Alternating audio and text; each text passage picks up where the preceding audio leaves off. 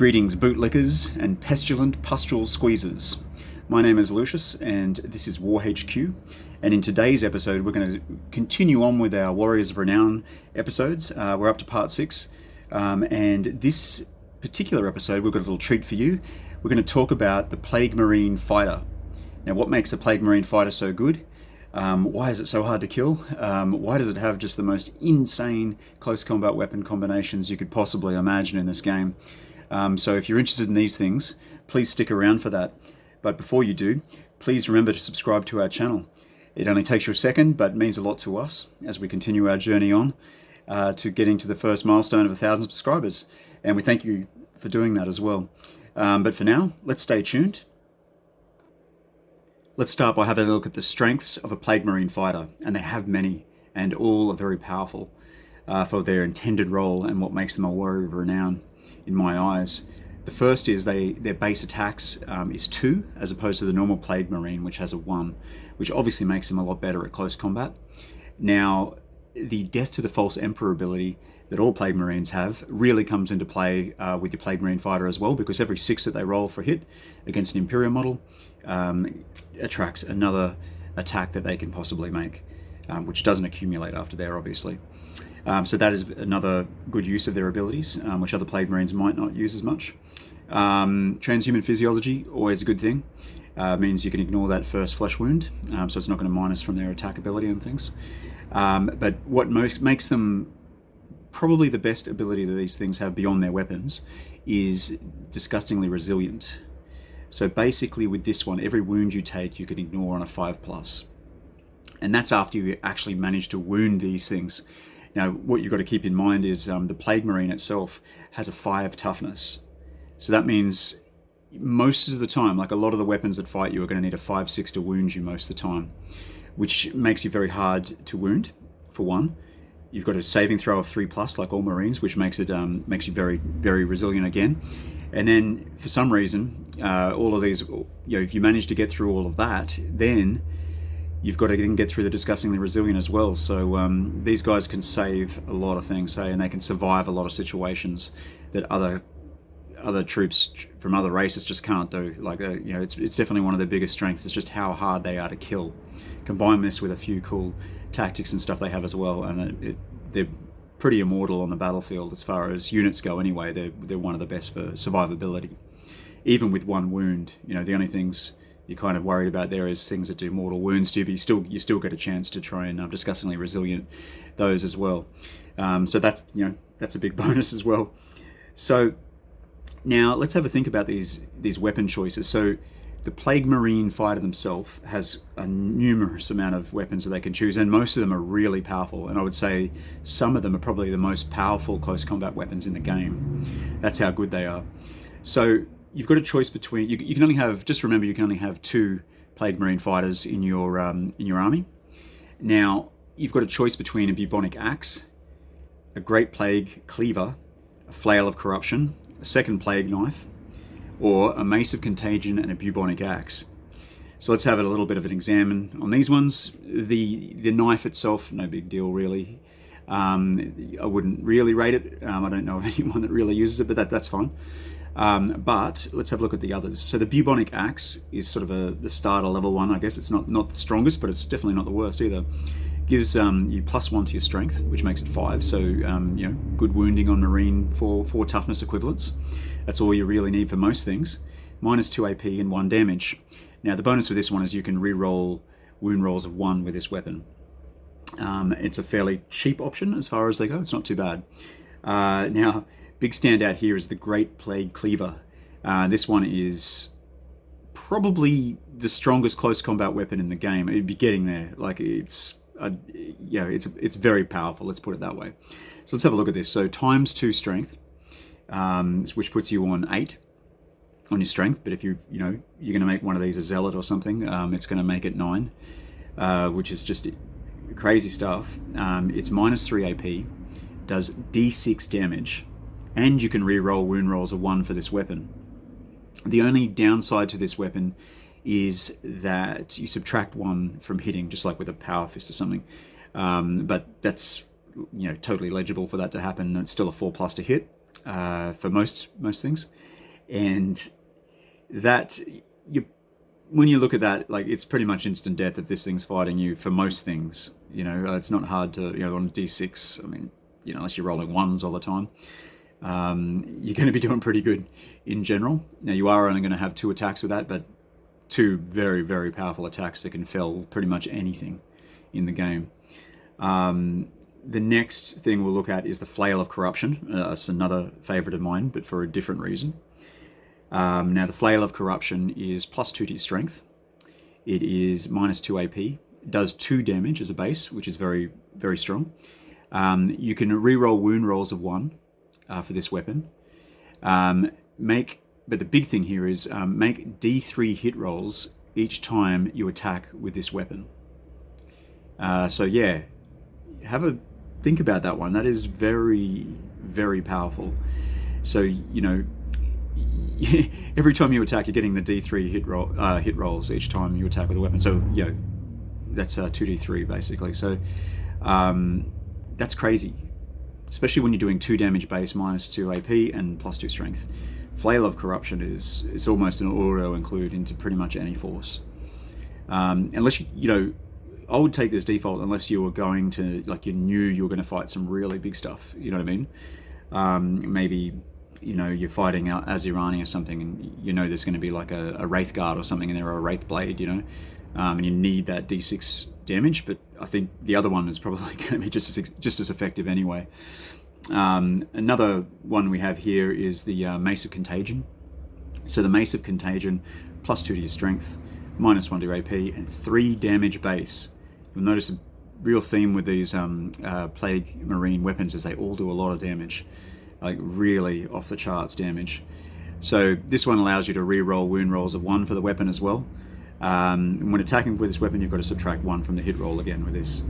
So, it's another one of those, but again, super powerful, especially for a base of 3 damage. You're doing that every time you hit.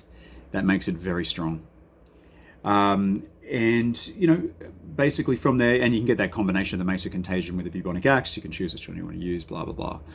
So the weapon combinations that you have with the Death Guard Plague Marine Fighter, definitely some of the strongest in the game. And good against everything. Like, I don't really know much. Besides, say, maybe you're fighting Necrons, you don't want to be doing huge amounts of damage.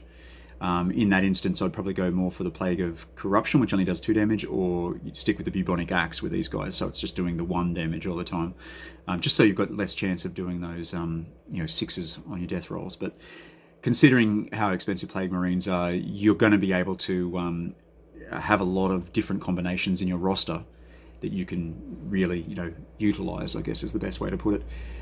So yeah, those are the strengths of the Plague Marine Fighter. Let me know if you know of any others. They do have others, but they're the main ones in my eyes. Now, looking at the weaknesses of the Plague Marine Fighter, there are a couple obvious ones that stand out. Now, these things are slow, like most of these kind of Marines. They have a 5 base movement, so those initial advances and stuff are going to be a little bit of an issue for you. But once you can get them in there, obviously they're going to be kicking everything's teeth in. The next thing I would say is their points value. So they're a base of 15, and the weapons that you can get vary between 2 to 4 points. I think it goes up to 5. Yeah, it does. It goes to 5 if you get the Mace of Contagion, and the Bubonic Axe together. It does make it 5. So from 2 to 5. So you're really looking at 17 to 20 points per model. You've only got 2, and they are worth it too. Like they're completely brutal, as you can see.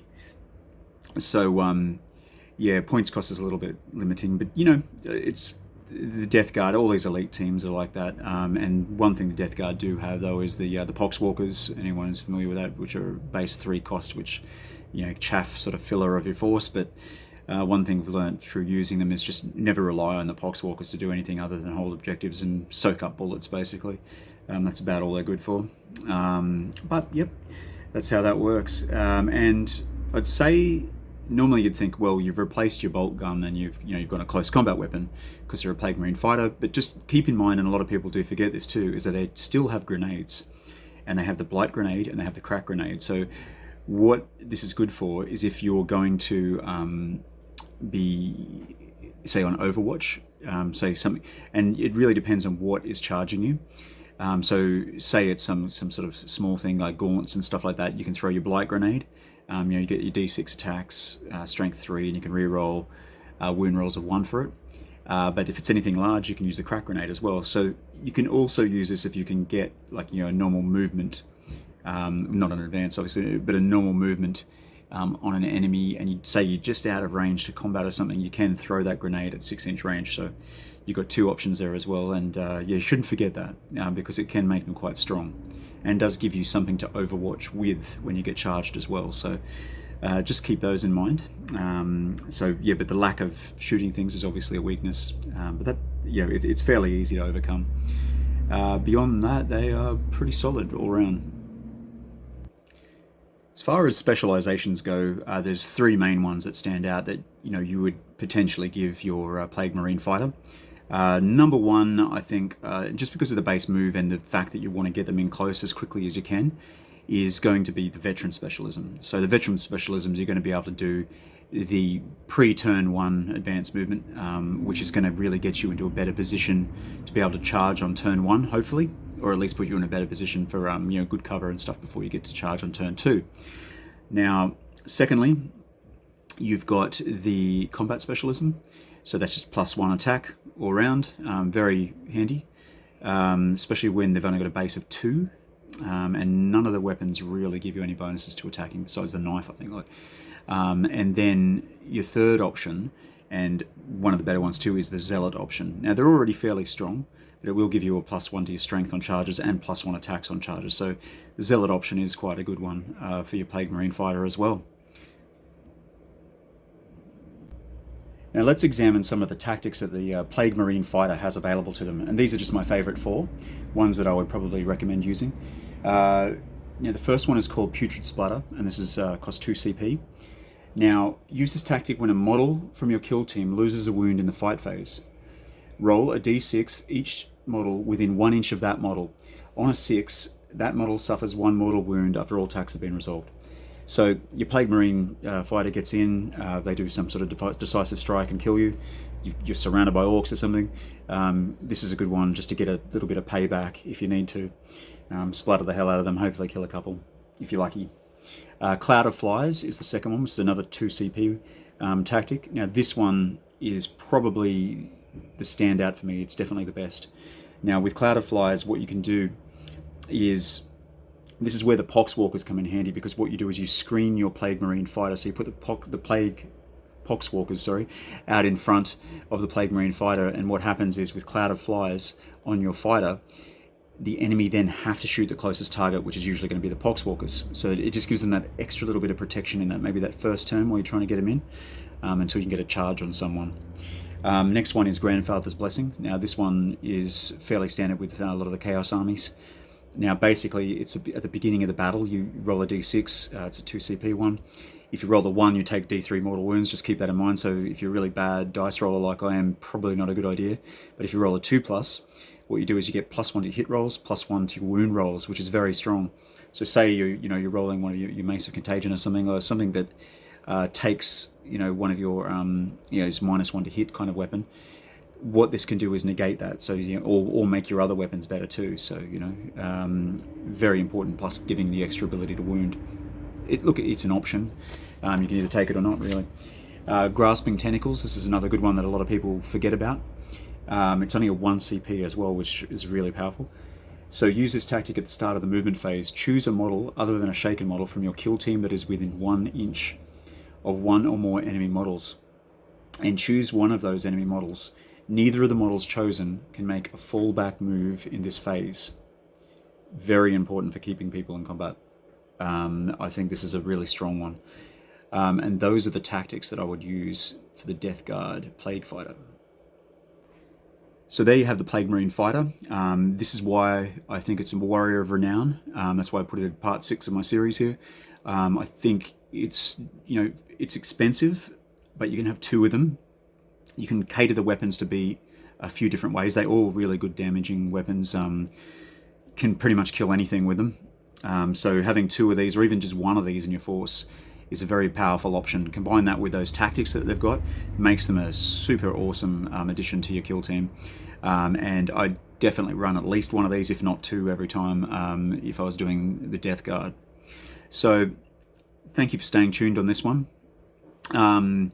If you haven't already, please like, comment, subscribe. Thank you for your support as well. I'd like to give a shout out to our latest patron, which is Daryl R. So yeah, thank you for that, mate. We appreciate that, and we'll be putting those bickies away and getting some more models and reviews and stuff coming to you guys pretty soon. So thanks a lot again.